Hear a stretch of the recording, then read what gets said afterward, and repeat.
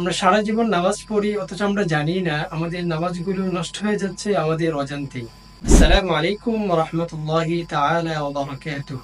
ঈমান আনার পর একজন মুমিনের প্রধান কাজ হলো শুদ্ধরূপে সঠিক উপায়ে নামাজ আদায় করা। শুদ্ধরূপে নামাজ আদায়ের প্রথম শর্তই হলো শুদ্ধরূপে কোরআন তেলাওয়াত করতে পারা।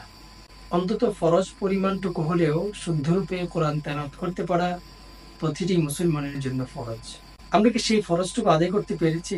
যদি শুদ্ধরূপে কোরআন তেলাওয়াত করতে না শিখে থাকি, তাহলে আমাদের কষ্টের আদায় করা নামাজগুলো নষ্ট হয়ে যাচ্ছে আমাদের অজান্তে। অথচ আমরা অনেকেই জানি নামাজ ভঙ্গের প্রধান কারণ হলো নামাজে অশুদ্ধ পড়া।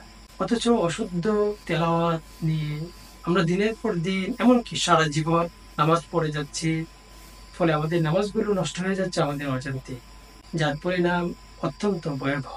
কিন্তু তার মানে এই নয় যে আমি কোরআন তেলাওয়াত করতে পারি না তাই আমি এখন নামাজ পড়বো না। বিষয়টা এমন নয়। বিষয়টি হলো আমি নামাজ পড়ে যাব, কিন্তু পাশাপাশি কোরআন শুদ্ধ করে পড়তে পারার জন্য আমার প্রচেষ্টা অব্যাহত থাকবে। কোরআন পড়তে শেখা এখন আর কোনো কঠিন কাজ নয়।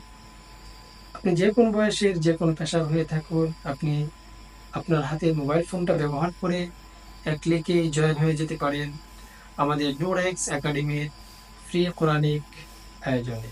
আসসালামু আলাইকুম ওয়া রাহমাতুল্লাহি তাআলা ওয়া বারাকাতুহু।